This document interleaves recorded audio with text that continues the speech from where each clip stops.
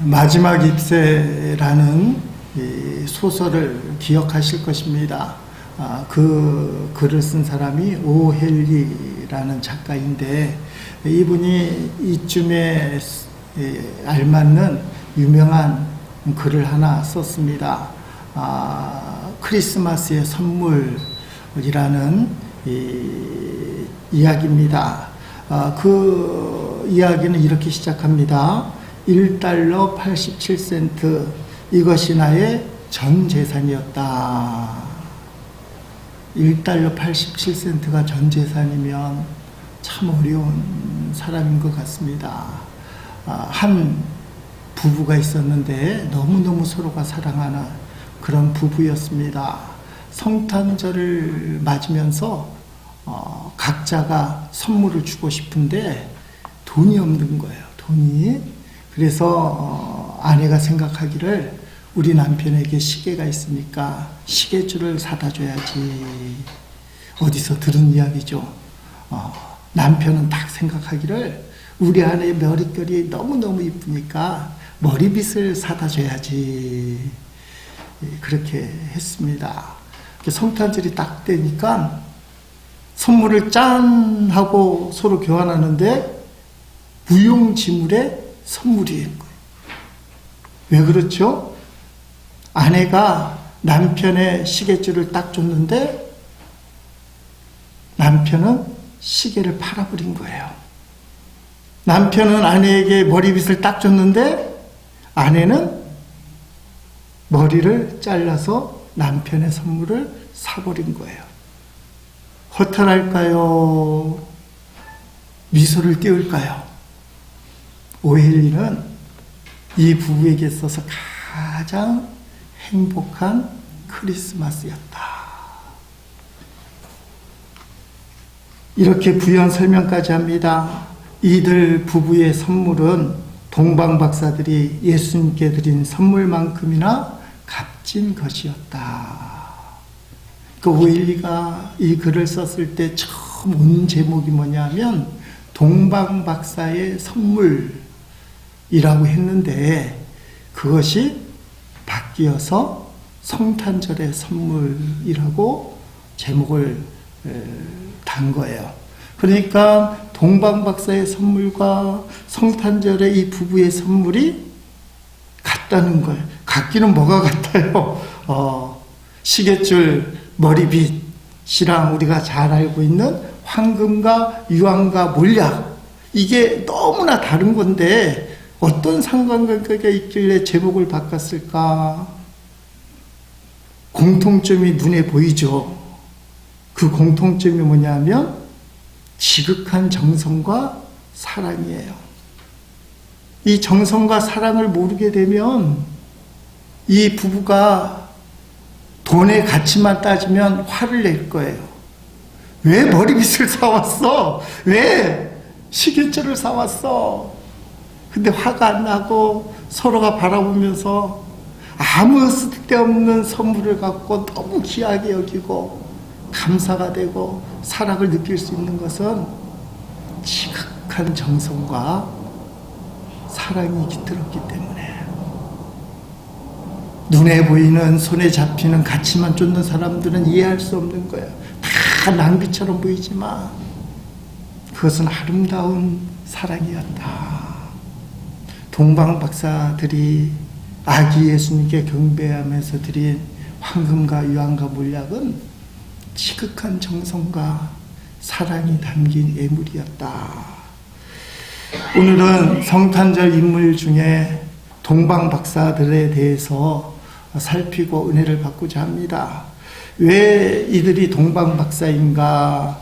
1절 말씀에 나와 있습니다. 우리가 이 본문을 3주째 보기 때문에 이제 눈에 확 들어올 텐데, 헤롯 왕 때 예수께서 유대 베들레헴에서 나심에 동방으로부터 박사들이 예루살렘에 이르러 말하되, 동방으로부터 박사들, 그래서 동방박사라고 표현을 하고 있습니다. 동방박사가 몇 명일까요? 3명. 아니에요. 성경에는 인원이 안 나와 있어요. 그런데 다들 3명이라고 생각하는 것은 예물이 3개, 황금, 유황, 몰락이라 3분일 것이다. 동방에 있는 교회나 그리스 정교회에서는 이 박사들이 12명이었다 라고 얘기합니다. 처음 듣진 않은 것 같아요. 3명으로 알고 있었는데 12명이라니요. 성경에 없어요. 집에 가서 잘 읽어보세요.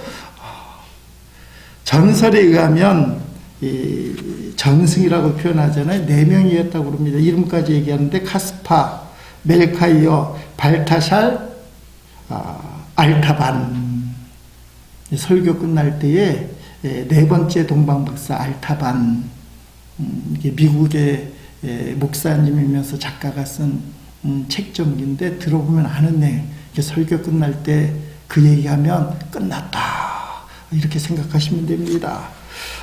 이 성경에서 말하는 동방이 어디일까라고 할 때 성경이 직접 언급하지 않으니까 그 당시 예수님 태어났을 때 당시를 보면 페르시아가 만든 것처럼 보입니다. 그래서 페르시아의 수도 수상궁에서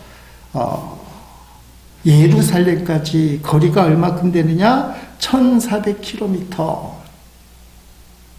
에스라 7장에 보니까 바벨론 때 포로로 끌려간 이스라엘 백성 4,000명이 예루살렘으로 돌아오는 내용이 나옵니다. 소위 말하는 포로 2차 기환. 그러니까 똑같은 거리를 걸은 것으로 봐요. 바벨론이지만 바벨론이 멸망하고 페르시아가 들어오니까 그 수산성에서 예루살렘까지 4,000명이 걸어오는데 40일이 걸렸다라는 겁니다. 40일. 동방박사들이 낙타를 탔지만 그 광약길을, 그리고 강대또가 엄청나게 들끓이는 그 험난한 그 지역을 걸어온다는 것, 특별히 큰 별을 보고 온다고 하니까 한밤중에 별을 보고 걸었을 뿐만 아니라 한낮에는 별이 안 보이니까 밤에 별이 어디 있는지 측량을 하고 걸어야 되는, 그래서 박사들이잖아요. 그렇게 왔지만 결코 쉬운 길이 아니었다라는 것입니다. 근데 특이한 것은 이 동방 박사들이 어떻게 예수님을 찾았는가 라는 질문입니다. 우연찮게 찾은 건 아닌 것처럼 보입니다. 어떻게 페르시아에 있는 사람들이 예수님을 찾아서 그 먼 거리를 오게 되었을까? 이게 궁금하니까 연구를 하잖아요. 합의된 부분이 뭐냐면 구약 성경에 다니엘이라는 사람을 아시지 않습니까?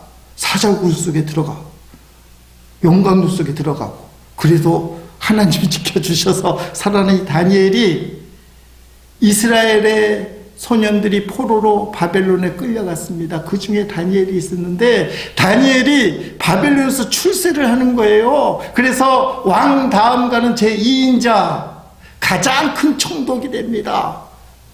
가장 큰 총독이 되니까 영향력을 끼칠 수밖에요. 그리고 이 다니엘은 바벨론이 멸망하고 페르시아가 다시 들어왔는데도 여전히 살아있어요. 나라가 바뀌었는데도 총리는 그대로 있어요. 얼마나 위대한 총리입니까? 다니엘이 하나님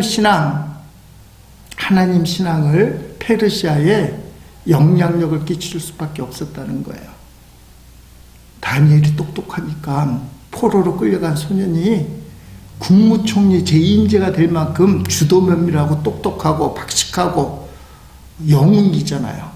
이 사람이 페르시아에 영향을 끼치다 보니까 동방박사, 천문학을 연구하는 게 그 당시 가장 앞서 나간 학문이었는데 가장 공부를 많이 하는 사람들이 다니엘에게 영향을 받을 수밖에 없어요. 그래서 다니엘의 요새 말하면 신학과 사상, 신앙, 그의 행적을 이제 본받아서 어떻게 하면 다니엘처럼 살 것인가 이런 연구도 있고, 그런 중에 다니엘이 메시아 사상을 얘기하는 겁니다. 그 똑똑한 이스라엘 사람이 하나님 신앙을 갖고 메시아 신앙을 얘기하는데, 그 신앙을 배우고 연구하는 가운데 동방에 큰 별이 떠오르는 거예요. 그래서 박사들이 이 별이 다니엘이 말하는 구약 성경의 메시아의 별인가 보다 생각을 하고 그 별을 쫓아서 오게 되었다는 것입니다. 여러분, 대단한 것이잖아요. 한 사람의 그 다니엘의 영향력이 얼마나 컸는지, 페르시아에 있는 그 똑똑한 그 당시의 박사들, 동방 박사들이 메시아에 대한 관심을 갖고, 그리고 신앙도 갖고, 그 먼 거리를 낙타를 타고 쫓아왔다는 것입니다. 여러분, 이 정도의 뜨거운 신앙을 가진 사람, 그 먼 거리를 희생하면서 예루살렘으로 달려온 사람, 그 똑똑한 동방의 박사들, 실수를 전혀 하지 않을 것 같은 이 사람들이 실수를 했을까요? 실수를 안 했을까요? 어른이 돼서 좀 나라 형편이 그래서 그런가, 실수를 했을까요? 안 했을까요? 고개를 끄덕끄덕 뭐라고 대답해야 되지? 믿습니까? 하면 아멘 하면 되는데, 이거 아멘 할 것도 아니고 실수를 엄청나게 해요. 무슨 이유인지 모르지만 큰 별빛이 사라졌어요. 이걸 이렇게 해석합니다. 예루살렘에 거의 도착했을 때 이 똑똑한 동방 박사들이 갖고 있는 지식이 뭡니까? 예루살렘은 위대한 도시야. 다윗이 이스라엘의 성읍을 쌓고 하나님의 그 성이 있고 성전이 있고 위대한 도시야. 그래서 동방에 가까우니 그 동방 박사들이 예루살렘에 가까우니까 메시아가 태어난다면 어디서 태어나요? 예루살렘에서 태어나요. 예루살렘, 예루살렘. 그래서 이스라엘에 가까우니까 메시아는 반드시 예루살렘에서 태어난다 라고 생각하고 믿었어요. 따라합시다. 얄팍한 생각. 본인은 완벽한 생각이에요. 본인은 완벽한 생각. 내가 얼마나 똑똑한데, 내가 다니엘을 통해서 메시아를 연구했고 말씀도 안단 말이야. 그래서 저 별빛을 보고 오니 메시아는 예루살렘에서 태어나는 거야. 할렐루야, 아멘. 얼마나 기뻤는지 몰라요. 그런데 별빛이 사라져요. 언제 나타납니까? 9절 말씀 쉬운 성경을 보니까 박사들이 왕의 말을 듣고 출발했습니다. 예루살렘을 출발할 때, 그러자 동쪽 나라에서 보았던 바로 그 별이 박사들 앞에 나타나 싹 사라졌다가 다시 나타나 그들을 안내해 주었습니다. 그러다가 아기가 있는 곳 위에서 멈추어 섰습니다. 이 말씀을 읽으면 동방 박사들은 의도하지 않았지만 이 얄팍한 인간의 지식, 쓸데없는 자신의 확신, 어떤 일이 생깁니까? 헤롯 대왕이 듣고 베들레헴에 근처에 있는 2살에 있는 아기들을 다 죽여요. 아니, 의도하지도 않고 어떤 면에서 그냥 실수한 건데 그 결과가 다 너무 비참한 거.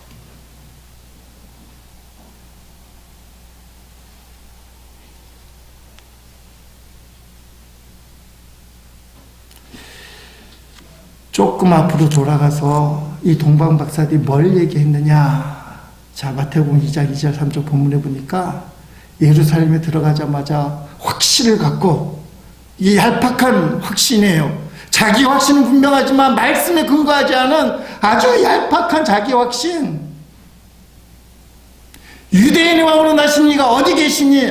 우리가 동방에서 그 예배를 보고 그에게 경배하러 왔노라 하니 얼마나 확신에 차 있어요. 예루살렘에서 왕이 난다. 어디 있습니까? 가르쳐 주세요. 그랬더니 헤롯 왕가 온 예루살렘이 듣고 소동한지라.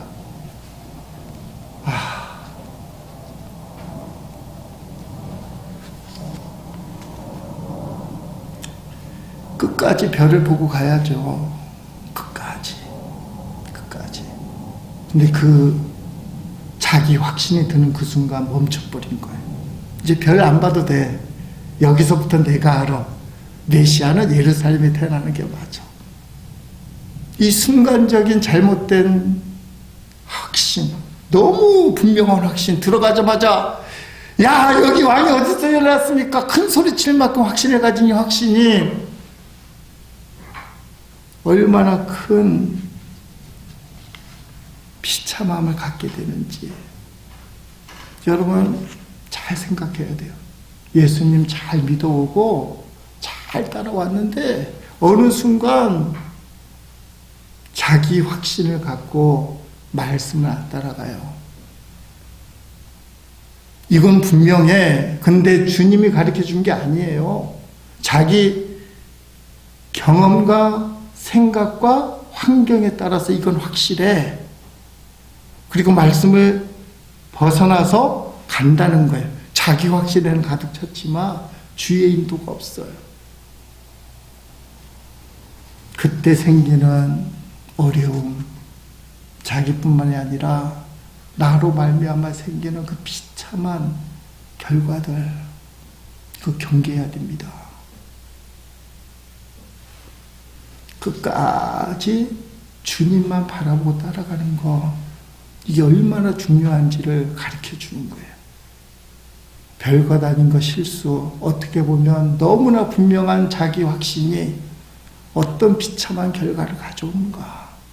끝까지 그 별을 보고 따라가야 되는데 그 똑똑한 동방박사들이 그 별보다 자기 지식을 의지했을 때 마태복음 15장에 보면 귀신들을 들린 딸을 가진 어머니 이야기가 나옵니다. 너무 고통스러우니까 예수님 앞에 나와서 딸을 고쳐달라고 부르짖는데 예수님이요 찬바람이 쌩 나는 만큼 차갑게 대합니다. 예수여 예수여 그렇게 부르짖는데도 냉담하게 반응도 안 해요. 그래서 제자들이 저 여자가 너무 시끄럽게 하니까 귀찮아서 예수님 저 여인이 너무 우리를 귀찮게 합니다. 예수님이 이렇게 대답하십니다. 나는 이스라엘 집에 잃어버린 양에는 다른 데로 보내심을 받지 아니하였다. 이 여인이요 사람들을 뚫고 예수님 발 앞에 탁 끌어들이면서 내 딸을 고쳐주십시오 간청을 하는 거예요. 근데 예수님이 자녀의 떡을 취하여 개들에게 던짐이 마땅하지 아니하다. 해도 너무한 거잖아요. 여러분 같으면 어떻게 해요? 이게 너무 잘하는 이야기니까 그 현장으로 가보세요. 찬바람이 돌더니 너는 나하고 관심 없다. 더 가까이 가서 절하면서 이걸 했더니 이 개야! 난 너를 도와줄 수 없어. 우리가 잘하는 이야기잖아요. 27절 28절 같이 읽어보십니다. 여자가 이르되 주여 올소이다마는 개들도 제 주인의 상에서 떨어지는 부스러기를 먹나이다 하니 이에 예수께서 대답하여 이르시되 여자여 내 믿음이 크도다 내 소원들이라 하시니 그때로부터 그의 딸이 나으니라. 예수님 이런 분이 맞죠? 너의 믿음이 크다 내 소원대로 되었다 딸이 나았는데요 어디서 역사가 일어납니까? 따라합시다. 주여 올소이다. 제가 지난 주간에 이 말씀 묵상하다 충격을 받았어요. 주님이 나보고 개라고 하면 틀려요? 맞아요? 이 여인이 뭐라고 얘기했어요? 너 개다 했더니 뭐라고 그래요? 올소이다. 대답하기는 싫어하시네. 너 바보다 예수님 말하면 올소이다 하는 거예요. 올소이다. 주님은 무조건 옳다. 나를 개 취급해도 주님은 옳다. 이게 믿음이라는 거예요. 나라가 어렵고 힘들잖아요. 탄핵 소추권이 어저께 국회를 통과했지만 지난주에 통과하지 않았는데 저에게는 양쪽 진영에서 전화도 오고 얘기도 해요. 그래서 기도 중인데 내가 좋아하는 어떤 목사님의 유튜브를 보는데 설교를 이렇게 하시더라고요. 여러분, 우리 하나님이 어저께만 우리나라를 지켜주셨나요? 오늘은 안 지켜주십니까? 내일은 우리나라를 안 도와주십니까? 하나님은 어제도 도와주시고 오늘도 도와주시고 내일도 어떻게 해요? 도와주셔요.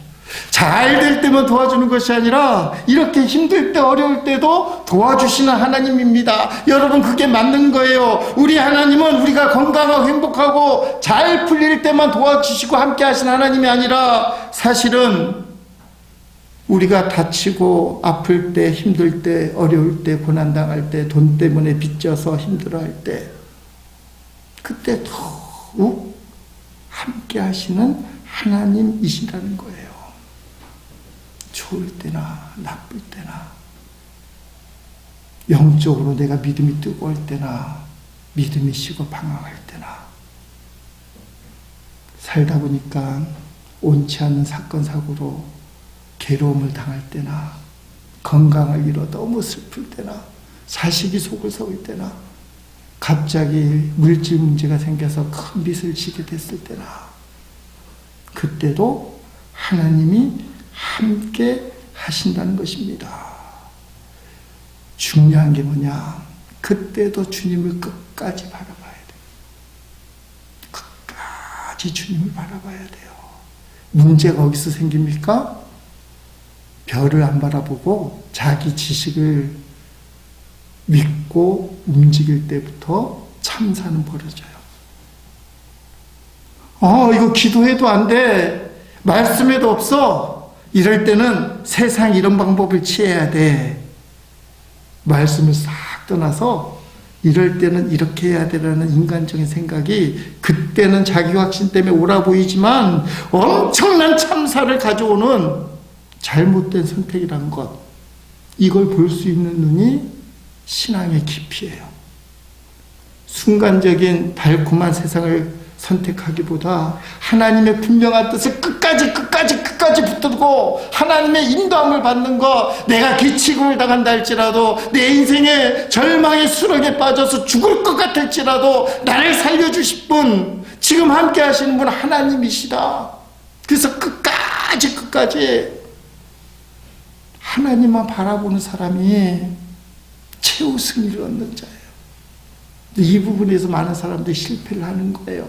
동방박사들처럼 일정 부분에 오니까 이제 큰별 필요 없어, 다 알아, 내가 알아서 할 거야, 이제부터는 내가 알아서 할게요, 하나님 쉬세요.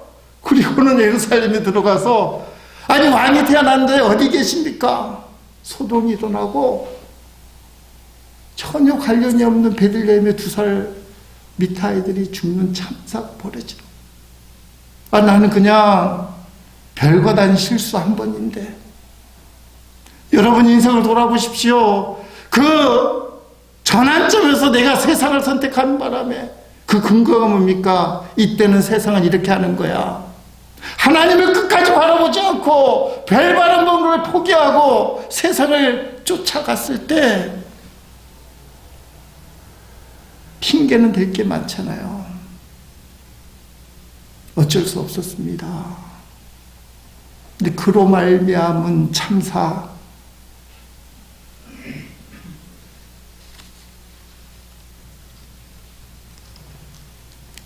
성령의 인도함을 받아야 됩니다. 지난 5월에 송기철 장로님이 환영합니다 성령님, 이분은 원마합니다, 안녕하세요 성령님부터 이런 책을 썼는데, 이번에는 특이하게 30가로 구성된, 책은 늘 두꺼운 편인데 30가로 구성되고 유튜브를 보니까 유튜브에서 지원한다고 합니다. 제가 그 책을 읽는 중인데 서문에 이런 내용이 나옵니다. 이분은 또 만연체를 얘기하니까 원문 그대로 한번 모니터해 보겠습니다.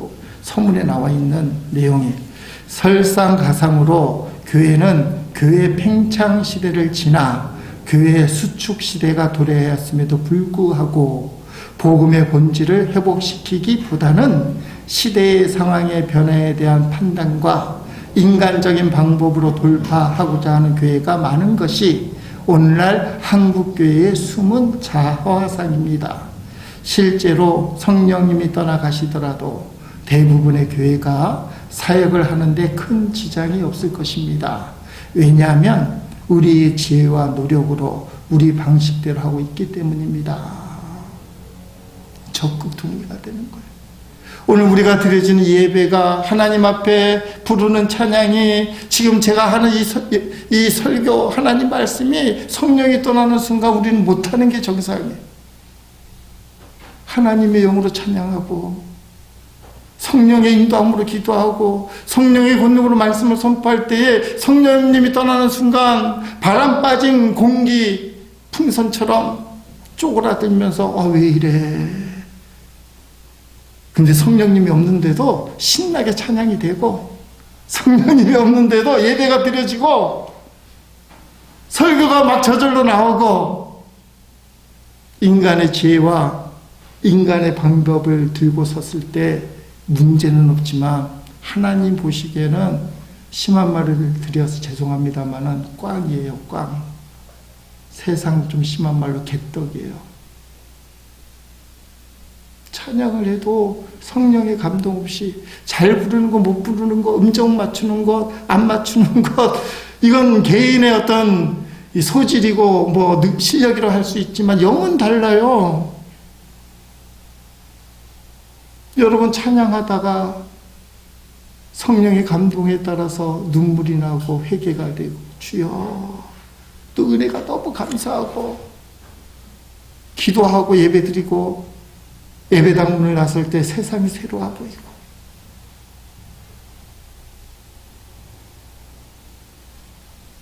내가 지금 하는 게 습관적인지 아닌지 인간적으로 하고 있는 건 아닌지 정말 성령의 인도를 받고 있는 건 아닌지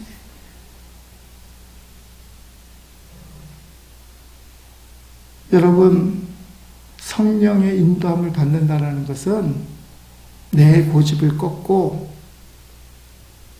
말씀대로 행동하는 것을 이야기합니다. 동방박사들은 자신의 고집과 생각대로 예루살렘에 갔지만 말씀을 듣고 즉시 순종합니다.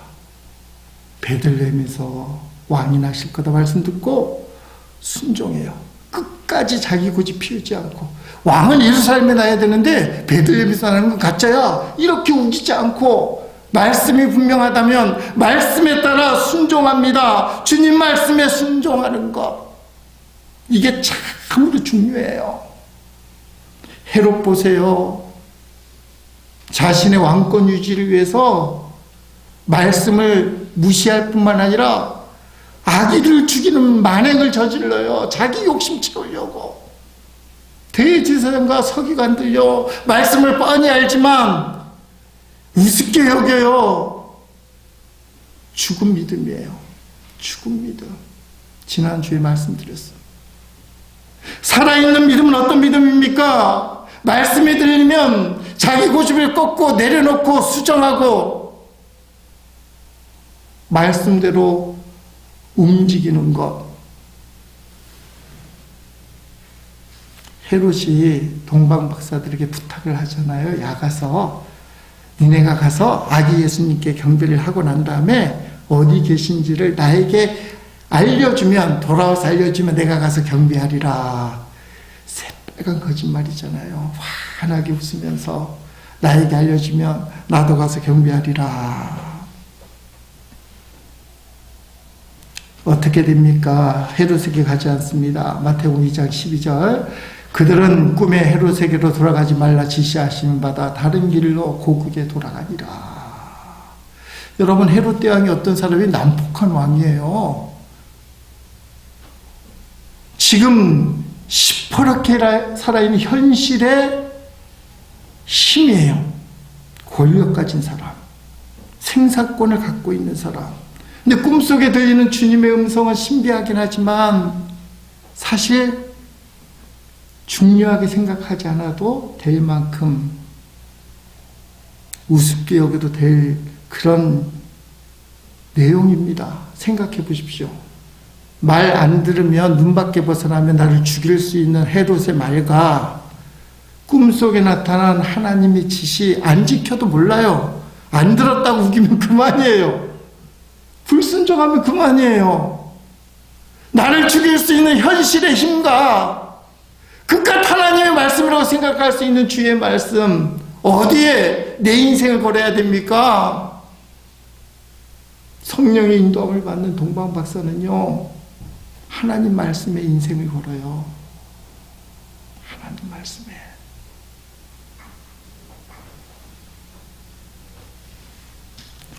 말씀을 따를 때 어떤 역사가 일어나느냐. 10절 말씀에 그들이 별을 보고 매우 크게 기뻐하고 기뻐하니라. 물론 예루살렘에서 다시 베들레헴 갔을 때 보는 별이지만 말씀을 따라갈 때 어떤 일이 있어요? 기뻐하고 또 기뻐하고 또 기뻐하고 기뻐한다. 큰 기쁨, 참 기쁨.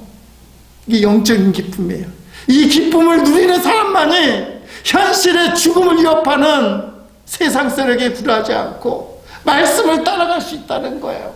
근데 말씀이 분명함에도 불구하고 내가 왜 말씀대로 살지 못하고 세상의 필요, 너 그렇게 안 하면 죽어, 너 돈 벌지 않으면 죽어, 너 이번에 이거 안 하면 죽어, 너 이거 안 하면 큰 손해를 볼 거야, 그 말 때문에, 그 위험한 생각이 들기 때문에 말씀대로 쫓아가지 못하고 왜 자꾸 세상 어긋난 길로 가느냐. 말씀을 따라가는 큰 기쁨, 이게 없어서 그래요. 자, 동방박사는 누구에게 경배합니까? 아주 중요한 말씀인데 11절에 집에 들어가 아기와 그의 어머니 마리아가 함께 있는 것을 보고 좀 가슴이 아파져요. 아빠가 없어요. 아니 요셉은 왜 안 쓰지? 모르겠어요. 엎드려 아기께 경배하고 보배압을 열어 황금과 유황과 몰약을 예물로 드립니다.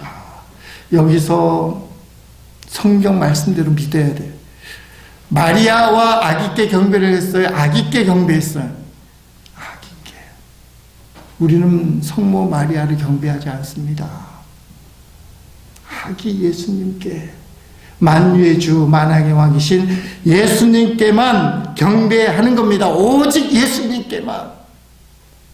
황금은 왕을 상징합니다. 유황은 일종의 향수인데 제사 때 꼭 쓰는 향수이기 때문에 제사장, 예수님의 제사장을 상징합니다.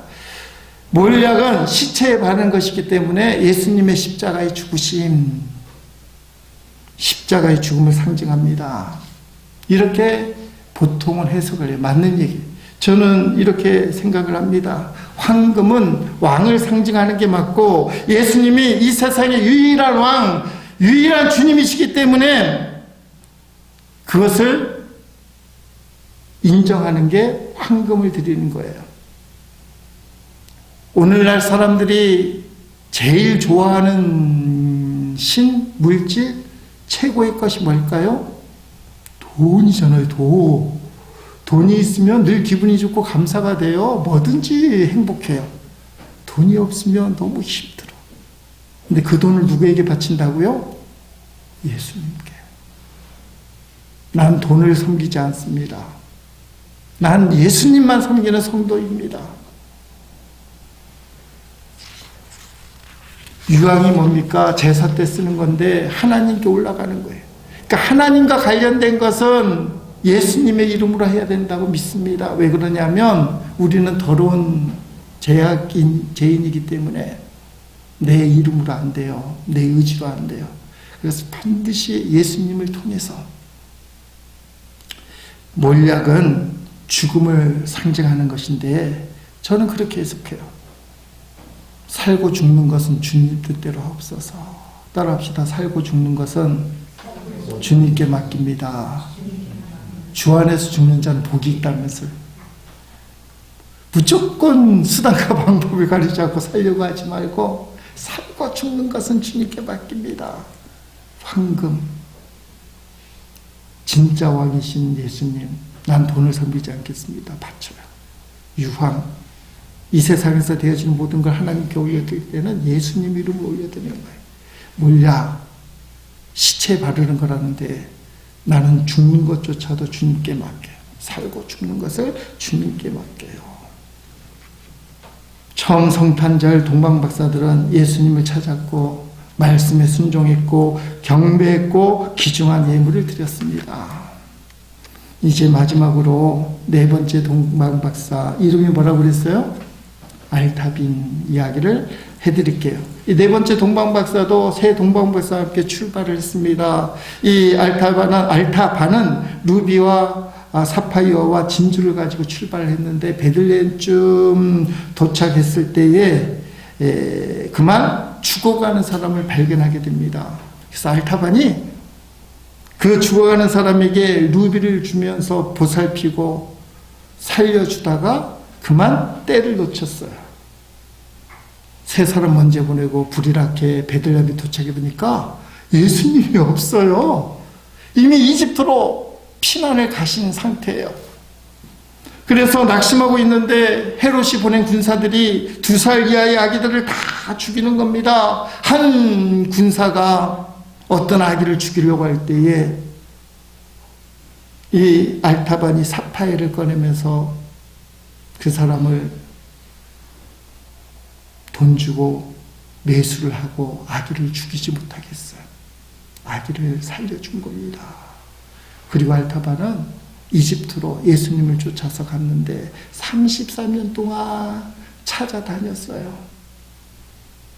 어느 순간에 예수라는 사나이가 예루살렘 골고다에서 십자가에 죽게 되었다는 소식을 듣게 되었습니다. 그래서 불이랗게 늙은이가 된 알타반이 예루살렘으로 찾아가는 순간이었어요.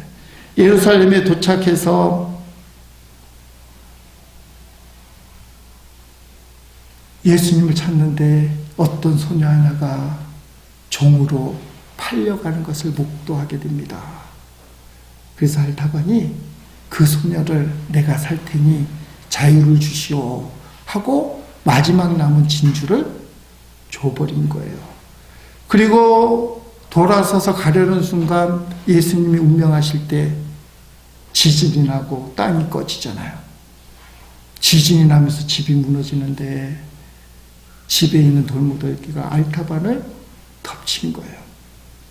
그래서 이 돌더미 속에서 알타반은 힘을 다해서 이렇게 기도한다는 겁니다. 하나님, 어린 아기 예수님을 경배하려 평생을 찾아다녔지만 이제 만나지 못하고 이렇게 죽습니다. 준비한 보석들도 한 개도 남지 않았습니다. 그때 하늘에서 음성이 들렸습니다. 알타반, 너는 귀한 나의 아들이다. 난 이미 너의 경배를 3번씩이나 기쁘게 받았다. 네가 작은 자들에게 한 것이 바로 나에게 한 것이다. 네가 만난 불쌍한 자들이 바로 나였느니라. 알타반은 그토록 오랜 세월 동안 찾아 헤매던 주님의 음성을 듣고 평안히 천국으로 갔다. 네 번째 동방박사 이야기. 동방박사처럼 이번 성탄절에 예수님을 꼭 찾으십시오. 말씀에 순종해야 됩니다. 경배하셔야 되고 귀중한 예물을 드리는 저와 여러분 되시기를 예수님 이름으로 축복합니다.